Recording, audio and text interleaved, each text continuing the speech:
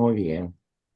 Empezamos entonces nuestra reunión de hoy, este taller que todos saben, tratamos literatura y filosofía.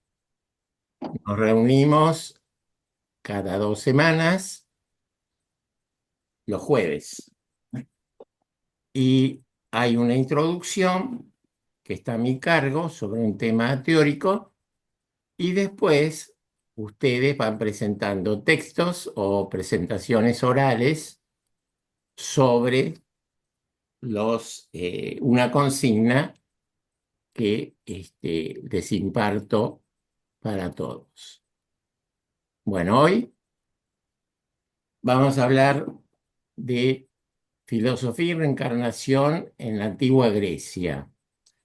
Eh, Esto no es la resurrección del cuerpo, sino que el alma vuelve a encarnarse y tiene una segunda, tercera, cuarta vida.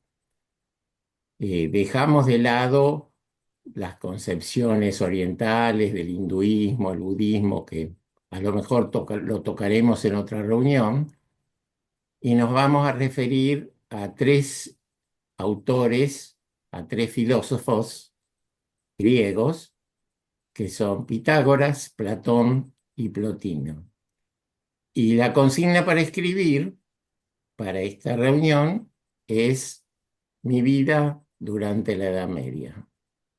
O sea, escribimos sobre una vida pasada que a lo mejor recordamos o no.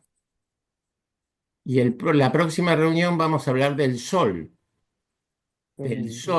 que en realidad este astro tan importante para nuestra existencia fue tomada en todas las culturas, en un montón de culturas, como un dios. Y hubo una serie de relatos mitológicos, filosóficos, incluso religiones que en diferentes culturas tomaron al sol como una divinidad. Y la consigna es escribir otra vez el sol, o sea, amanece de vuelta, un milagro que agradecemos y percibimos y disfrutamos. Bueno, paso al tema de hoy. Este es el fresco que me gusta de Rafael, con todos los filósofos y algunos personajes importantes que él pintó en el Renacimiento. Acá, Mejor. acá tenemos a Pitágoras. ¿Mm? Acá está Platón, que por supuesto ya les había comentado, este rostro es el de Leonardo da Vinci. Y acá, en el ángulo, está Plotino. Ya vimos la vez pasada a Diógenes, en fin, están casi todos los filósofos de la antigüedad representados. Acá tienen un detalle de Pitágoras, este es Averroes, acá está Hipatia y acá está Parménides, mirando lo que está escribiendo Pitágoras. Bueno, nadie sabe, no se sabe mucho de Pitágoras. Yo les muestro las imágenes que se han producido de él. Esto, por ejemplo, está en la Catedral de Chartres, en Francia, y lo ven ahí trabajando, investigando en algo de matemáticas o de música. En realidad, la figura de Pitágoras es bastante poco conocida porque no hay textos propios de él. Eh, Pareciera que todas sus teorías surgen del orfismo, que tiene que ver en Grecia con los muertos, y se dice que ha tenido contacto con otras culturas, como Egipto, como la India, donde estaban los llamados sabios desnudos o gimnosofistas, Neobabilonia, Creta. Y a partir de ahí se formó lo que se llamó una escuela, la escuela pitagórica, que él dirigía, que se concentró en los números, en la música y en la filosofía. Recuerdan que Pitágoras fue el primero que cuando le preguntaron a qué se dedicaba, dijo, yo hago filosofía. Es el primero que utiliza esta palabra para expresar su actividad. Y esa escuela se mantenía en dos niveles. Teníamos entre los pitagóricos, los matemáticos y los acusmáticos. Los acusmáticos eran un nivel de iniciados que simplemente escuchaban, que no podían, ni siquiera lo veían a sus maestros, a Pitágoras. Había una pantalla, un telón, y recién estaban iniciándose en este conocimiento. Los matemáticos ya eran más avanzados. Matemáticos quiere decir que aman el aprendizaje. Acusmáticos que escuchan, pero no ven. Porque esta escuela fue un grupo esotérico. Esotérico quiere decir que solamente un grupo de iniciados tenían conocimiento de lo que ahí se enseñaba. Bien, Diógenes Laercio escribe sobre Pitágoras, pero 800 años después de su muerte. Entonces ya ven que la información que podemos tener sobre él es muchas veces difícil de confirmar con documentación. Acá hay un óleo donde se representa a los pitagóricos, esto es muy posterior, y Pitágoras no solo era un matemático, un geómetra, sino se lo conocía como una especie de líder espiritual y algunos hasta casi le daban características de ser una persona sobrenatural. Eso es lo que nos cuenta. Él proponía, era vegetariano y proponía el vegetarianismo como una práctica, que era una práctica que permitía la purificación del cuerpo y del alma. Y porque él sostenía que el alma pasaba por diferentes especies animales. Entonces, sería un poco casi criminal sacrificar o comerse a un animal que podía estar con el alma de alguna persona. Esta transmigración que él proponía implicaba la reencarnación del cuerpo, digamos, del alma en diferentes cuerpos y que iban pasando no solo por humanos, sino por cualquier tipo de ser vivo, o sea, animales, plantas, cualquier insectos. Y hay un sentido ético en todas estas pensamientos o filosofías o mitologías, y es que, como pasa también con el hinduismo, con el karma, que en la medida en que la vida es buena y sana en la virtud, se van encarnando en seres más elevados, ¿no? El mismo Pitágoras decía recordar 4 vidas pasadas, por lo menos, ¿no? La más conocida es la de Euforbo, que era un soldado que fue muerto por Menelao en la guerra de Troya. Esto lo cuenta Diodoro Sículo, que es un historiador de la historia y la filosofía de Grecia, diciendo que Pitágoras reconoció un escudo que era el que él había usado en esta guerra de Troya y que pertenecía a Euforbo. Bueno, acá nos plantean como esas sensaciones o esas impresiones que tienen algunas personas de haber ya vivido algo, de haber vivido alguna experiencia en otro cuerpo en una vida anterior. También decía que antes de haber sido Euforbo, había sido heraldo de los argonautas, que esto también tiene un sentido mitológico, haber sido un filósofo del siglo VI antes de Cristo, Hermótimo, que era un filósofo que cuando dormía, él decía que el alma se desprendía del cuerpo y tenía ciertas experiencias y conciencia diferente. Y uno de los últimos fue Pirro de Delos, que era un pescador. Y después fue Pitágoras. Hasta ahí sabemos. En realidad en su escuela había astrólogos, músicos, matemáticos, filósofos, ¿no?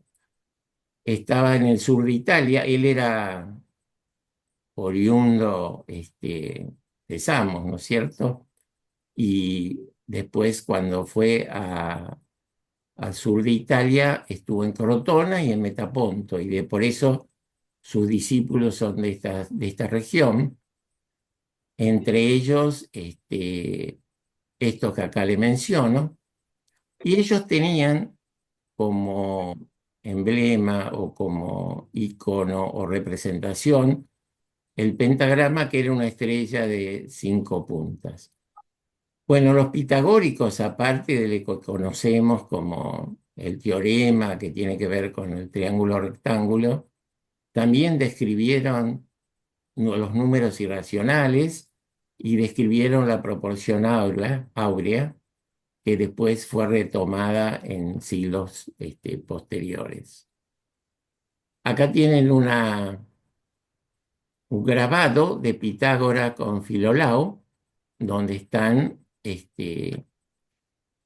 tocando flauta, están haciendo una participación en la teoría de las notas musicales y las matemáticas.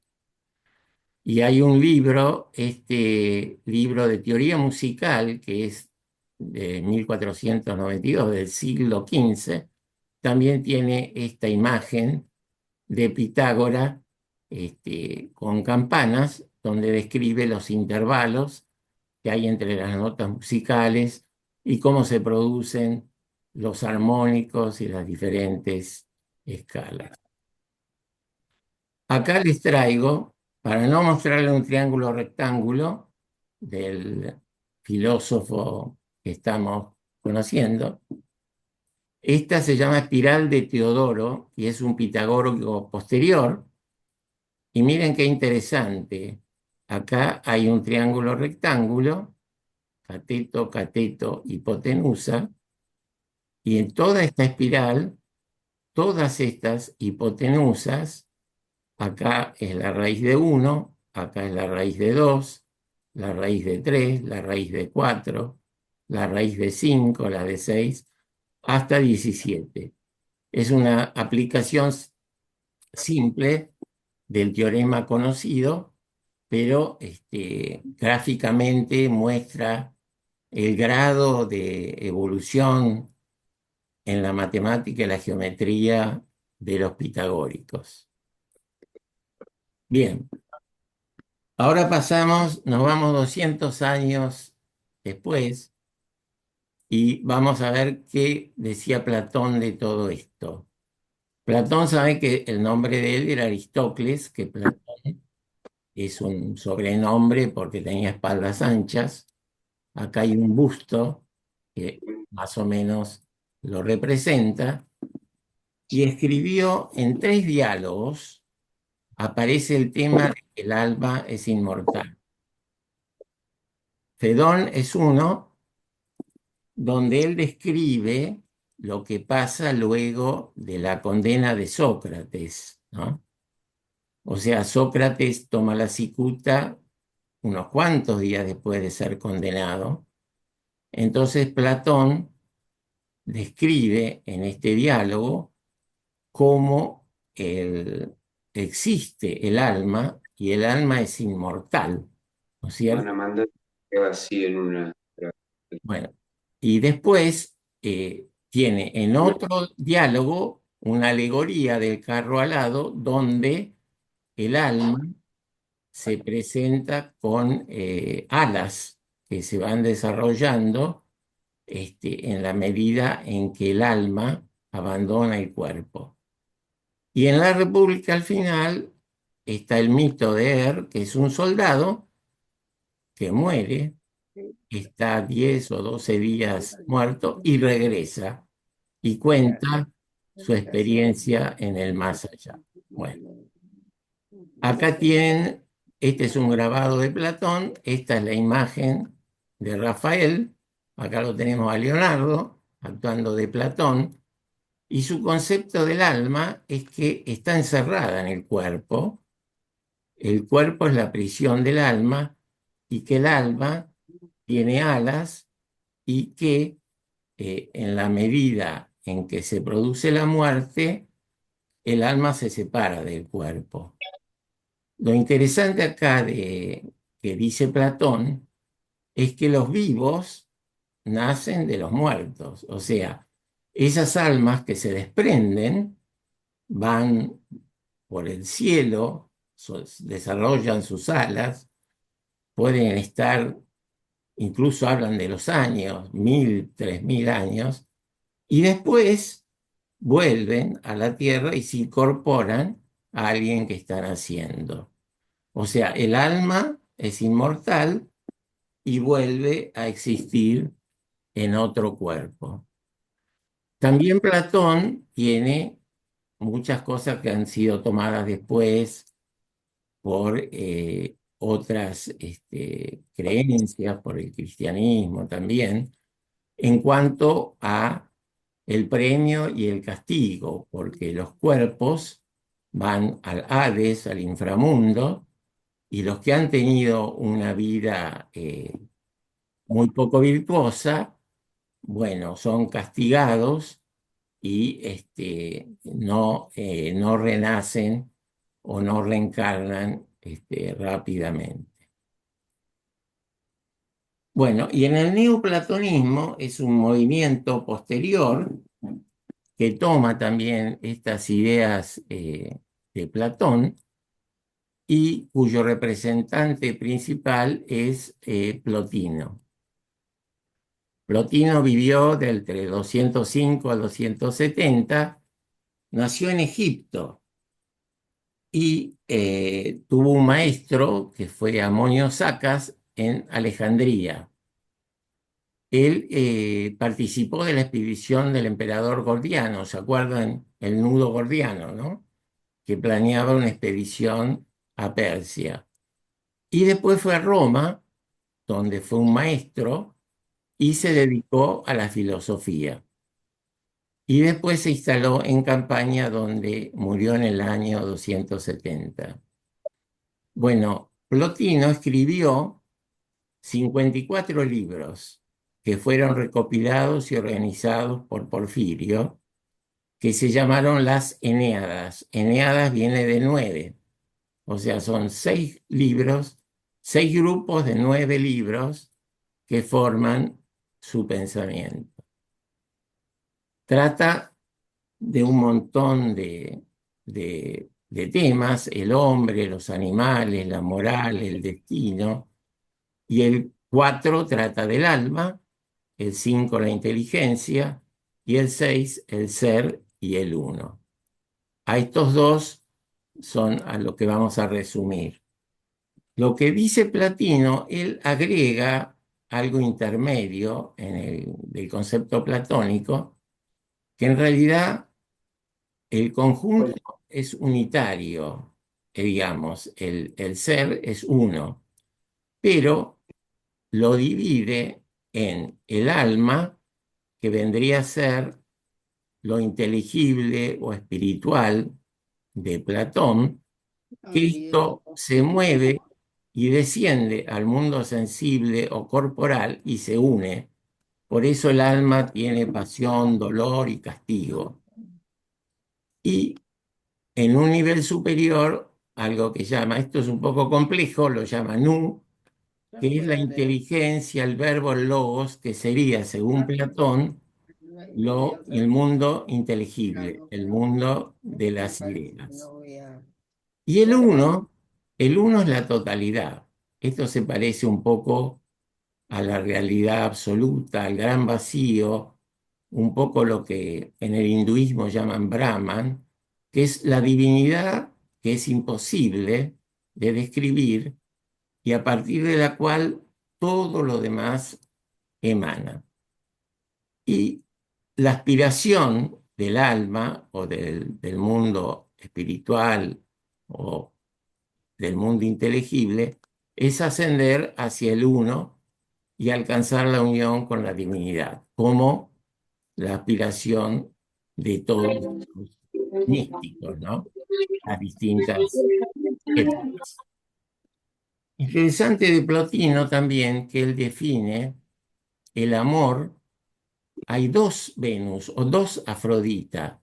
Una es la Afrodita Urania, que es la diosa celestial, que es la reina de los cielos, que es el amor, digamos, platónico más excelso.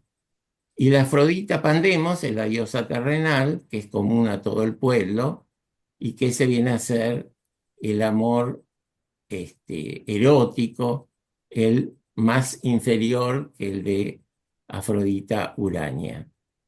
Y es muy interesante que define al amor, fíjense, los dos extremos, que es hijo de Poros, que es la abundancia, la riqueza, pero también de Peña, que es la carencia, la necesidad o la indigencia. Bueno, yo les quería dar un panorama. Plotino es un poco difícil para entenderlo a nosotros, pero su aporte, el aporte del neoplatonismo, con otros representantes, se extendió incluso hasta la Edad Media y en muchas concepciones posteriores. Plotino fue el fundador, su obra principal es las Eneadas. Porfirio es quien se oponía a los sacrificios de animales y fue quien compiló todos los textos de Plotino. Jámblico es posterior, también es un neoplatónico, quien desarrolló toda una jerarquía de seres divinos. Y esto sigue, por supuesto. Bueno, entonces, vamos a pasar ya a los aportes. Tenemos aportes de Kiki Escarlato, Noemí. Hay 3 presentaciones sin lectura: Juana Sopati, Guillermina Sopati y Dionisia. Después tenemos el texto de Percy Smith. Después tenemos Alicia Duba, María Lapacet. Y si nos da, creo que nos va a dar el tiempo, el texto de Teresa. Bueno, veo que Noemí levantó la mano. A ver, Noemí. Lorenzo, quería pedir que se muteen porque se escuchan muchos ruidos Bien. por encima de las charlas. Entonces, preferimos que se muteen, ¿no? Gracias. Bueno, entonces ahora vamos a empezar. Yo no los puedo silenciar porque al poner la pantalla compartida no tengo la opción. Entonces vamos a empezar con... Alicia, muteate, que vos sos la única que está. Y Ana Pasternak, ahí que se está. tienen que mutear. Muy bien. Bueno, entonces empezamos. Ya les pongo los textos. Ahí lo ven, ¿no? Ujú. Acá está. Acá estamos. Chiqui, ¿estás por ahí? Lees. Acá estoy, ¿Me acá escuchás? estoy. Una voz Ahí clara y está. firme. ¿Me escuchan bien? Sí. Bueno, el texto mío es cortito y además le quité dos palabras que estaban repetidas 3 veces, así que lo acorté un poquito más. Nuestra vida en la Edad Media. Llegamos a su vida luego de que abandonara las comodidades, el lujo y las diversiones. Fuimos sus compañeras inseparables por largo tiempo. Compartimos momentos de lucha espiritual, de meditaciones, de rechazo y de apoyo de parte de quienes lo conocían. Los enfermos y necesitados recibían su compasión, su ayuda. Vivíamos transitando caminos y lugares en que los pobres eran multitud. Un día una voz le dijo que dejara todo atrás y construyera una iglesia. Casi sin medios, pidiendo limosna y con sus propias manos, lo fue logrando. Ya en ese entonces nos dejó de lado. Su espiritualidad extrema se lo había pedido. Quedamos a la vera de algún camino, pero pudimos testimoniar su legado. Somos las sandalias de Francisco de Asís. Muy bien. Bueno, ya te están aplaudiendo. Muy bueno. El personaje es la vida pasada de las sandalias. Muy bueno. Bien, Noemí, ¿qué le querés decir Bueno, a Chiqui? sí, Chiqui, muy hermosísimo. El texto con una densidad, con un significado tan, si queremos, religioso, ¿no? Ahora, a mí me gusta porque fuiste la única que hiciste transmigrar a los objetos. Es decir, que no solo estamos hablando de transmigración de almas, sino que estamos poniéndole ánima a las sandalias. Muchas gracias, Chiqui. Hermoso. Y los zapateros van a estar felices con este texto. Hermoso. Bueno, seguimos con Teresa y después Percy. Teresa. Bueno, Chiqui, te felicito por tu texto.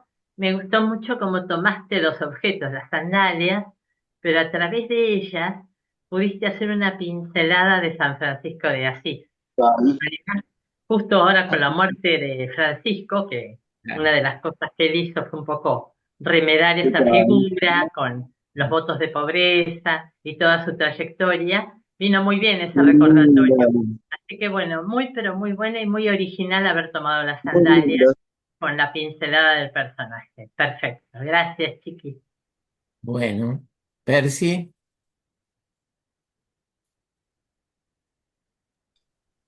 Ahí está. Chiqui, me asombra tu cancha que tenés para llevar al lector tan lejos de la realidad. Me hiciste imaginar sin llegar a nada y armaste un final totalmente inesperado y hermoso. Gracias, Chiqui. Bueno, muy bien, Percy, gracias. No, realmente lo bueno es que las sandalias aparecen en el último párrafo. Eso también es un hallazgo porque no sabemos quiénes son los que están acompañando a Francisco en este camino, ¿no? Está muy, muy, muy bueno. ¿Querés comentar algo, Chiqui? No, darle las gracias a todos, por el texto este, que fue muy, muy sencillo, pero les agradezco mucho. Besitos. Ahí Bueno, está. bueno, ahora seguimos con Noemí. Noemí escribió un texto que a todos nos pareció un poquito largo. Entonces ella lo que va a hacer, va a leer dos fragmentos elegidos, pero antes nos vas a hacer una introducción sobre lo que quisiste hacer y lo que querés compartir con nosotros. ¿Ok? Entonces ¿Cómo no? voy a poner acá la pantalla. y vos me decís, ahí está. Bueno, muy bien. Yo voy a leer el primer capítulo y el último, y los otros dos quedará a mis lectores, si me quieren seguir y lo quieren leer. En realidad no creo en la transmigración de las almas, pero si existiera esa posibilidad, mi alma en la Edad Media hubiera querido saber leer, saber escribir, y eso en la Edad Media era solo para los nobles, para los sacerdotes, así que tomé un personaje que ya lo había tomado Valentín Penrose y nuestra Alejandra Pizarnik, la condesa sangrienta, y me puse en ese castillo medieval, como una de las alumnas o de las adoradoras o de las atormentadas por la condesa. Y entonces en esa vida medieval tan oscura, esta muchacha que es mi personaje quiere leer y escribir a toda costa, se embarca en esta aventura. Bueno, entonces voy a leer mi vida en la Edad Media. El criminal no hace la belleza, él mismo es la auténtica belleza. Sartre.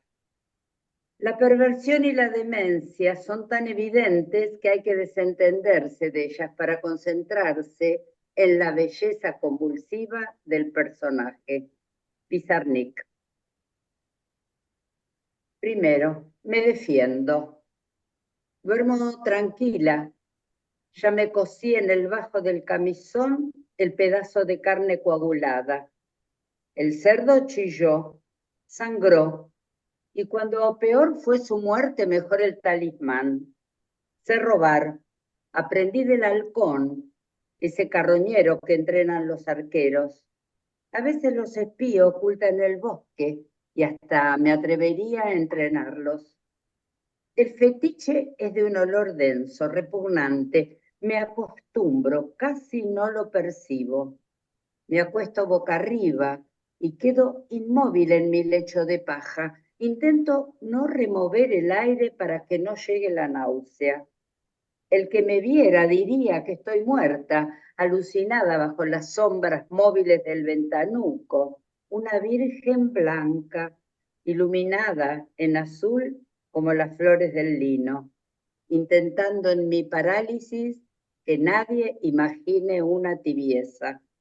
Duermo en paz, mantengo alejados a los hombres, a todos, a mis primos, a mis hermanos, incluso a mi padre, borrachos unánimes, como corresponde al día de la matanza. Alguno intenta llegar a mi cama, forzarme con sus asquerosos brazos, la boca pastosa, el sexo puntiagudo, el olor a vino fermentado y a ajos crudos, pero grita, apestosa bruja, y escapa. Los he visto abusar de mis hermanas. Algunas han parido fetos deformes, degenerados por la sangre única de la casta, muertos de infección, por no haber agua más que para el caldo y la infusión hirviente en la marmita reservada para pelar los cerdos con cucharas. Ni una gota para lavar las manos de las tías, los brazos sucios que entierran en las vaginas para ayudar a nacer, ni una jarra fresca para limpiar las costras pegadas en las cabecitas rubias, los humores que supuran las madres y apenas embeben con trapos.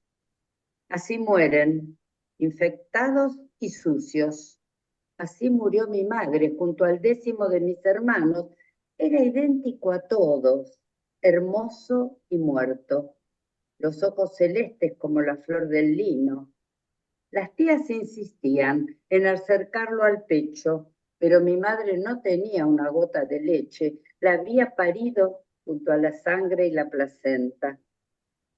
Luego lo pusieron al pecho de mi hermana mayor, que había perdido el suyo la semana anterior, y luego el de la otra, que también había abortado una niña, y los tenía inflamados y doloridos, que solo el láudano que le acercaba la bruja la mantenía lánguida y en sopor. Todavía no se entera de que ha muerto su hija. Ojalá no despierte. A ellas, las paridas, les acercan un sinfín de cachorros para aliviarles los pechos, aunque a esas criaturas hambrientas les clavan los colmillos en los pezones rosados, y a pesar de las compresas de barro, se les inflama el morbo alrededor. Asemejan corolas moradas, como esas flores de cementerio que nadie cuida, y la escarcha endurece y mutila. Por suerte el pequeño no tiene fuerza para chupar la leche espesa, crema cortada, capaz de generar un dolor infinito en la madre y una avidez satánica en el niño. Impávido, flojo, claudica, rechaza el calostro mezclado con sangre que lo convertiría en inmortal. Otro muerto que solo dejará su nombre anotado en los muros. Las preñeces fueron idénticas. Recuerdo esa noche de abusos, de suspiros y estertores. Algunos gritos eran de placer y de éxtasis, otros apenas susurros ahogados. Una vez debajo de los hombres, ellas también borrachas se dedican a gemir. Yo me salvo, siempre me salvo, porque en caso de no encontrar carne rota, me ato a la entrepierna alguna cabeza de codorniz, cualquier pellejo de pájaro o de ardilla que le arrebato al halcón o al halconero. En los campos de la Condesa abundan. El arquero lo entrena, le tapa los ojos con capuchitas de cuero y el bicho está tan lleno que apenas picotea y olvida los pedazos ahí. Ningún hombre me obligará, aunque todavía no me haya bajado la primera sangre. Al llegar ese día estaré blindada. Apestosa me llaman, bruja apestosa. Justo ellos, que solo se bañan el día de feria para vender los cerdos. Justo a mí, que llego cada semana al río y si es invierno rompo la escarcha y me trenzo los cabellos en la claridad derretida. No me conocerán jamás. Antes debo aprender a decir, luego aprender a escribir. Dije que ha muerto mi madre. Ahora penden de las paredes sus trenzas anudadas, una por cada hijo. Algunas ni un nudo llevan. El pelo que corta la matrona al tiempo, es pelo que corta la matrona al tiempo que corta el cordón. Y ella ata un nudo por cada año del hijo. Las trenzas llevan nuestro nombre pintado en la piedra. Mi madre sabe escribir. Nunca quiso enseñarme, que es cosa del demonio saber de libros. Peor escribirlos, dice. ¿Quién se encargará ahora de contar nuestra edad? Tal vez seremos huérfanos eternos, detenidos en la desgracia. La trenza que me corresponde lleva 14 nudos debajo del nombre.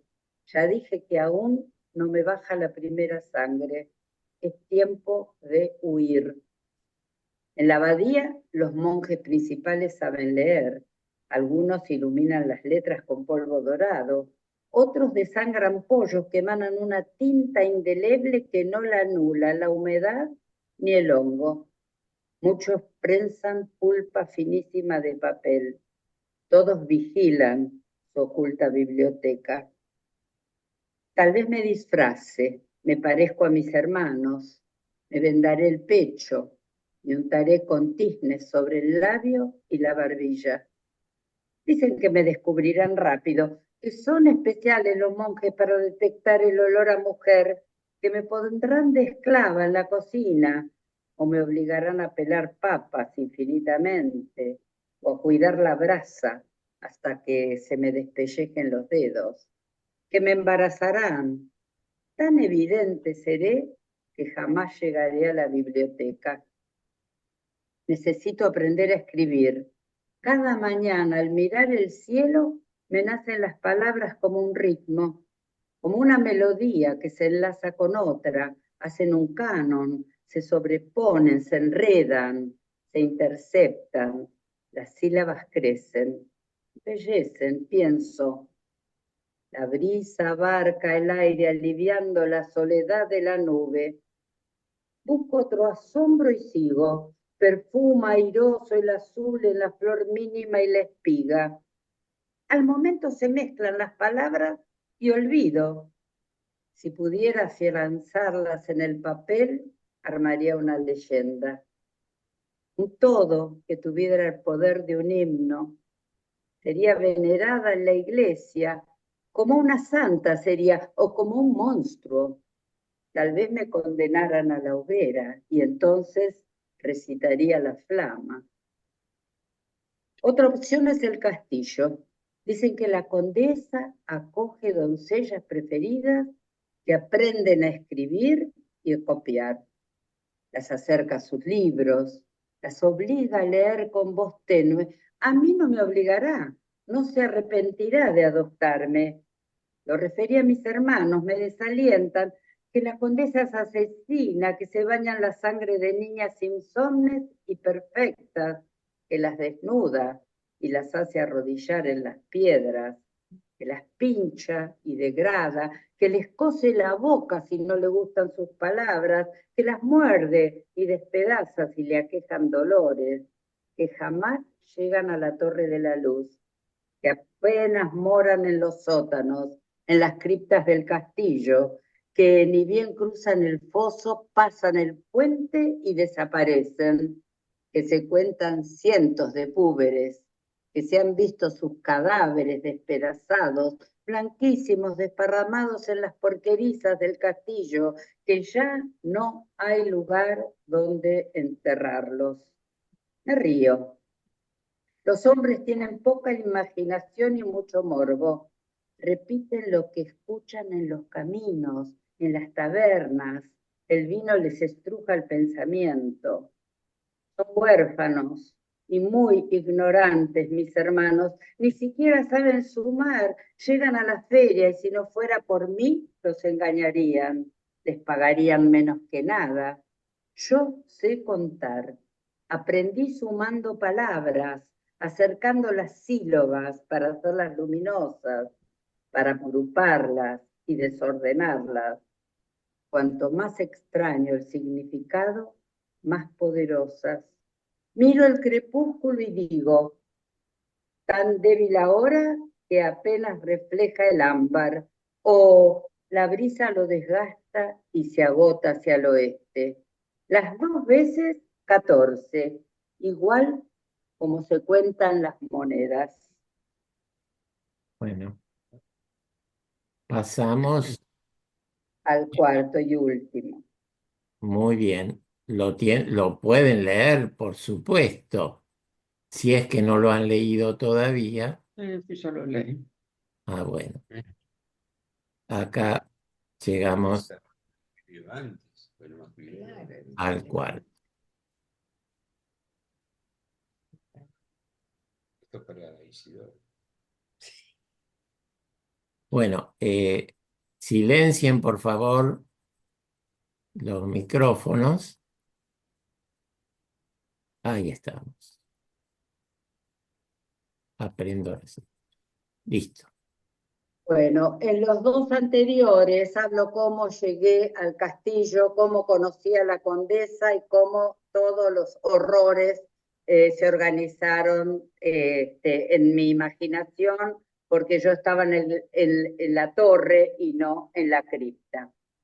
Llega el momento en que hay tantos cadáveres que la condesa no tiene cómo ocultarlos. Y entonces llega el desenlace. Aprendo a resistir. Me faltan recorrer varios anaqueles, leer, releer, anotar, glosar, copiar, desmenuzar. Es posible que no me encuentren, me ocultaré delante de la asombrada. ambas de pie, inmóviles frente al espejo, como si fuéramos una la alucinación de la otra. Estoy obligada a describirla, a decirla. Ella me enseñó a leer. No alcanzaré a pagar esta deuda. Le aliviaré su sed de sangre, su necesidad del fluido que la cubra para permanecer siempre joven.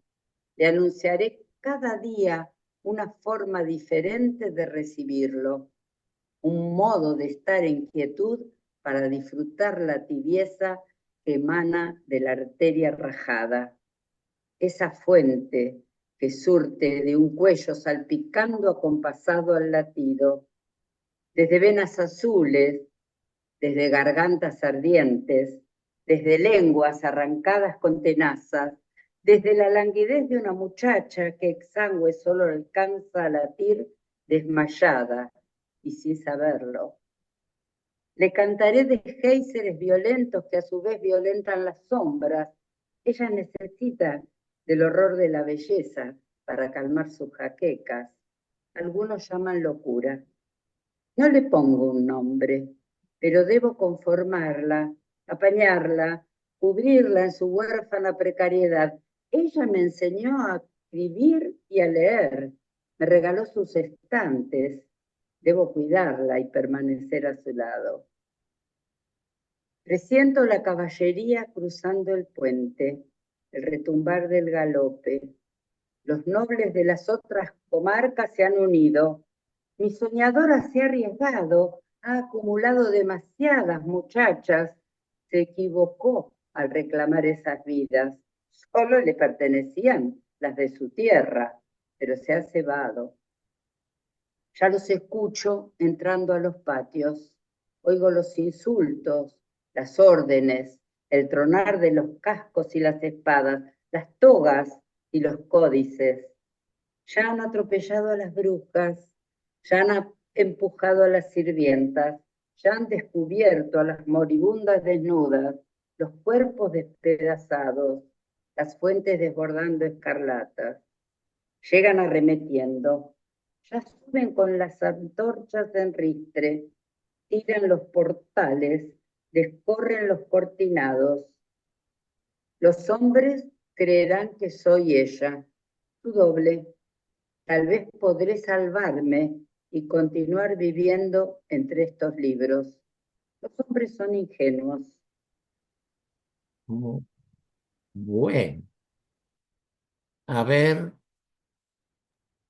Teresa, Ay, mira, Noemí, ¿quién se realmente anima a levantar la mano? Vamos, Teresa.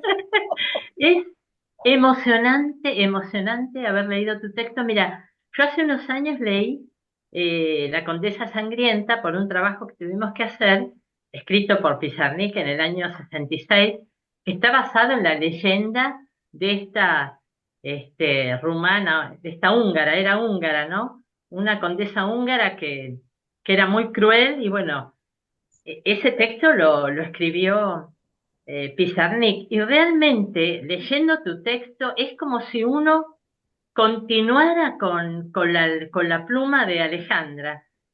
Has hecho un texto pero tan sublime dentro de que es un tema tan difícil, ¿no? Porque se habla, esta mujer causó 650 muertes, ¿no? Porque se alimentaba de las prepúberes, ¿no? Las sometía a las cosas más terribles.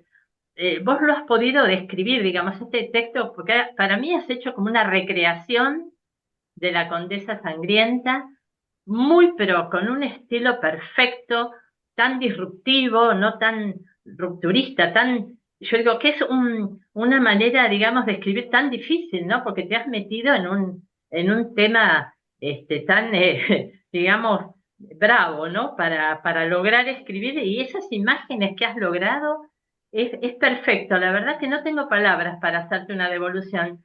Solamente decirte que te felicito y que si te tengo que decir algo, digamos un piropo, sería que es como que la mano de Alejandra te fue llevando para hacer esta recreación. Excelente, te felicito. Bueno, seguimos con Percy y después Chiqui.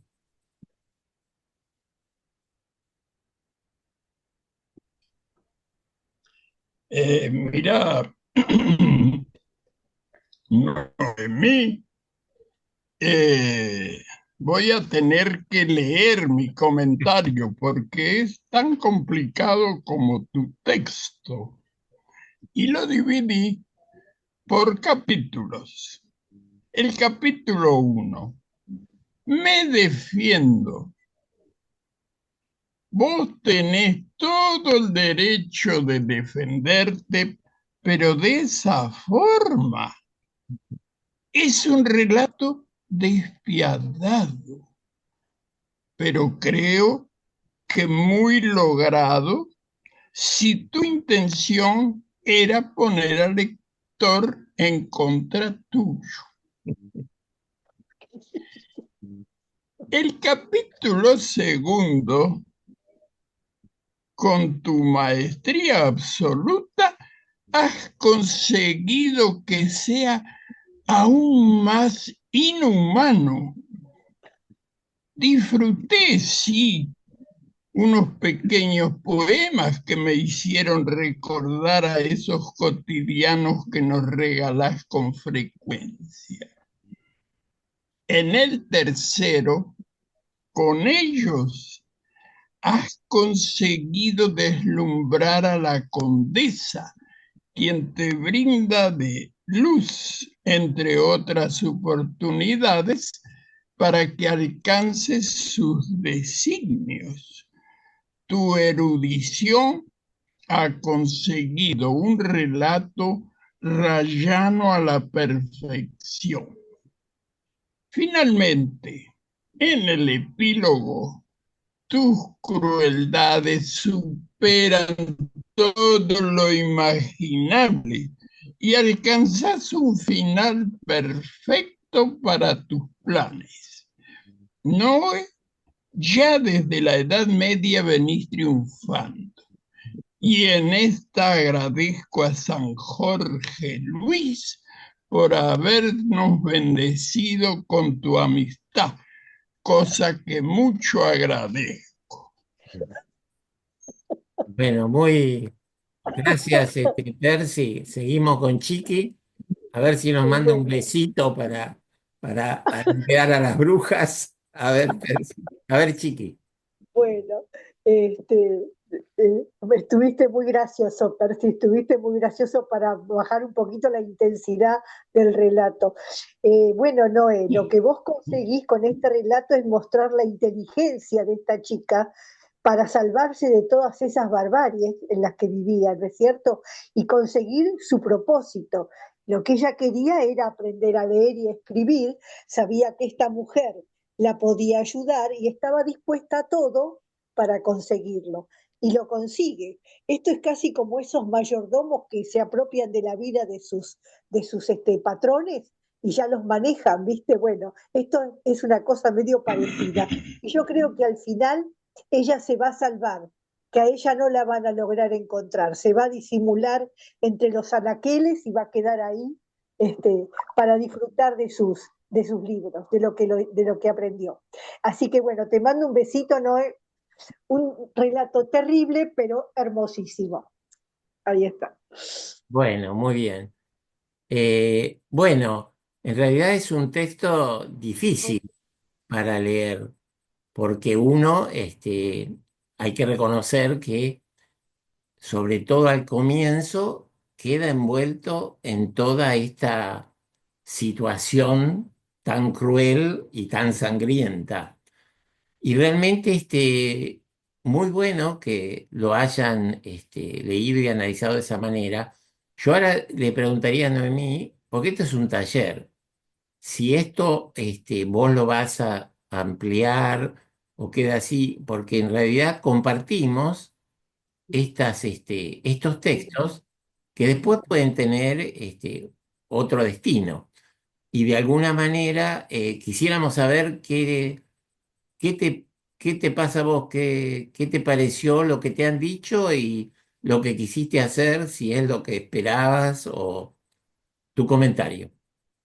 Bueno, les agradezco porque siempre digo que el escritor lo único que pretende es conmover sea sacar una sonrisa, sacar asco, sacar dolor, pero que no permanezca indiferente. A mí este texto, la Edad Media siempre me subyugó, sobre todo ese personaje de la Condesa Sangrienta o su par masculino Gilles de Reis, que son históricamente reales, con Valentín Penrose, que la escribió primero, la describió, con Alejandra Pizarnik tomando a ella y ahora yo tomándolas a las dos. ¿Qué pienso hacer? No sé, tal vez esto me da como para ampliarlo un poco más. Lo que a mí me interesaba era una persona, como si yo hubiera vivido en la Edad Media, en esas borracheras, en esas donde las mujeres eran sojuzgadas y donde las mujeres, como en ese momento, alguien muy observador y muy gustoso de la naturaleza y de las que quería a toda costa aprender a escribir y a leer, y no quería la maternidad en ese momento, que era el destino, la maternidad y la cocina. Entonces, en ese momento dije, ¿cómo hace una chica? Y bueno, se va y se ofrece, si no, en los monasterios era imposible, porque no iba a llegar nunca a la biblioteca, y se ofrece a ese personaje sangriento que con su inteligencia consigue que le enseñe a leer y escribir.